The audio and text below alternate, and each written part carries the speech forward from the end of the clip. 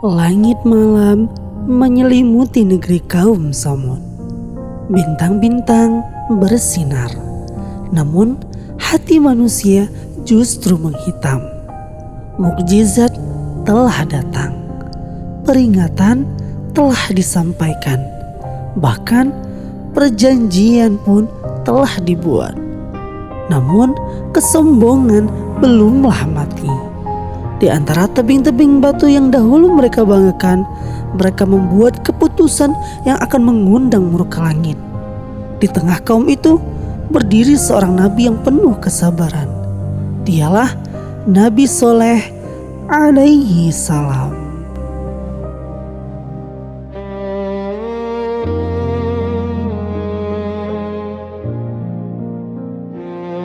Pada sebuah pertemuan rahasia, 9 orang pemuka duduk melingkar. Wajah mereka kelihatan tegang. Ego mereka pun terluka. Salah seorang berkata pelan namun tajam, "Selama unta itu ada, Soleh akan selalu memiliki bukti." Yang lain menambahkan, "Orang-orang miskin semakin yakin padanya. Ini membahayakan kedudukan kita." Lalu terdengar kalimat yang memecah malam, "Kita bunuh unta itu." Beberapa orang terkejut, namun tak satu pun menolak dengan tegas. Karena dalam hati mereka, keputusan itu sudah disetujui oleh kesombongan.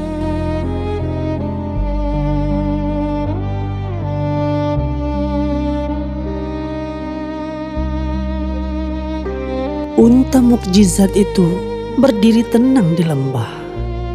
Ia tidak bersalah. Ia tidak merugikan. Ia bahkan menjadi sumber susu bagi mereka.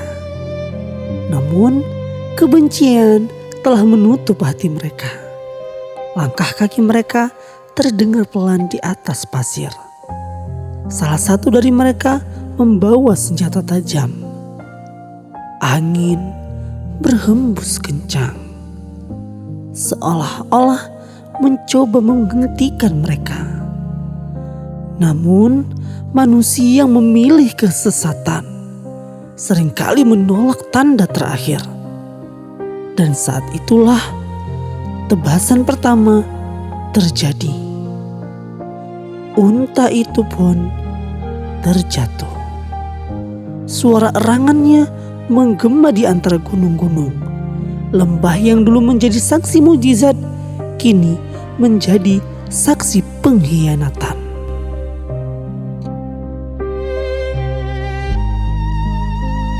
Sahabat Lentera, pagi hari kabar itu menyebar dengan cepat.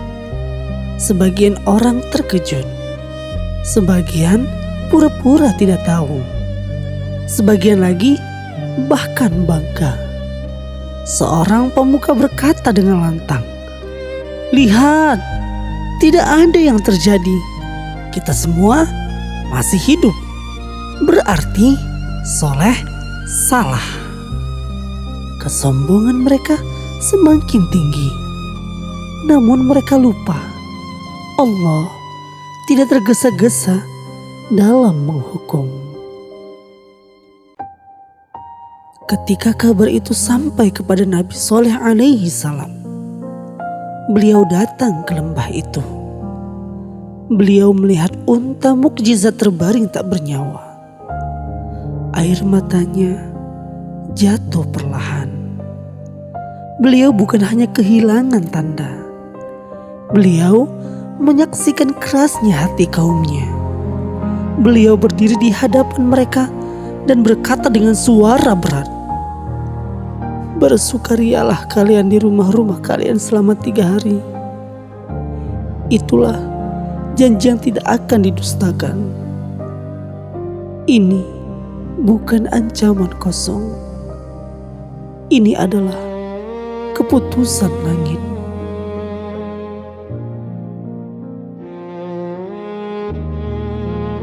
Pada hari pertama, wajah-wajah mereka mulai menguning. Mereka tertawa untuk menutupi ketakutan. Hanya kebetulan, kata mereka. Di hari kedua, wajah mereka memerah. Kegelisahan mulai terasa. Anak-anak bertanya kepada orang tua mereka, "Ayah, ibu, apa yang terjadi? Kenapa muka kita memerah?" Di hari ketiga, wajah mereka menghitam. Ketakutan kini menjadi nyata. Namun, penyesalan yang terlambat tidak bisa membatalkan takdir.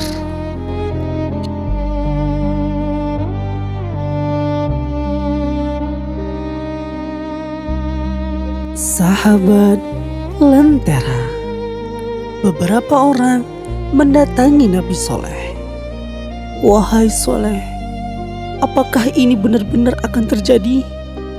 Beliau menjawab dengan tenang, "Aku telah menyampaikan peringatan.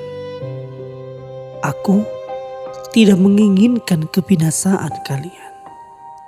Sebagian kecil yang beriman mulai mempersiapkan diri meninggalkan negeri itu.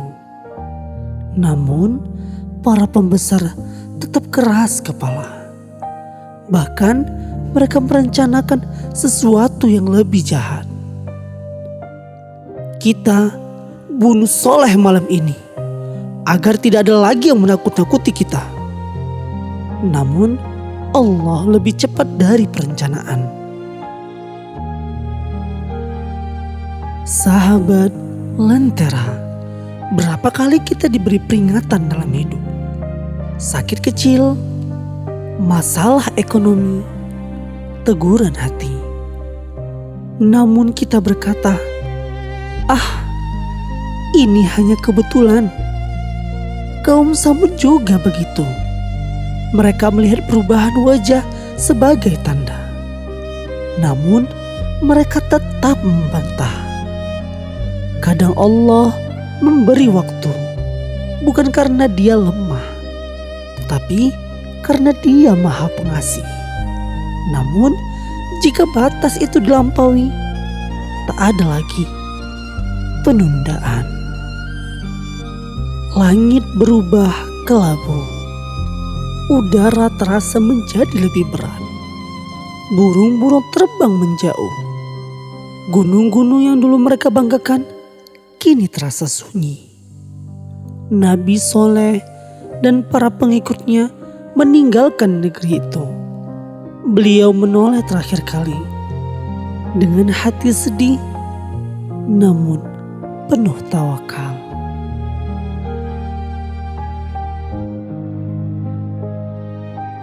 Sahabat Lentera, 3 hari telah berlalu, janji Allah tidak pernah salah.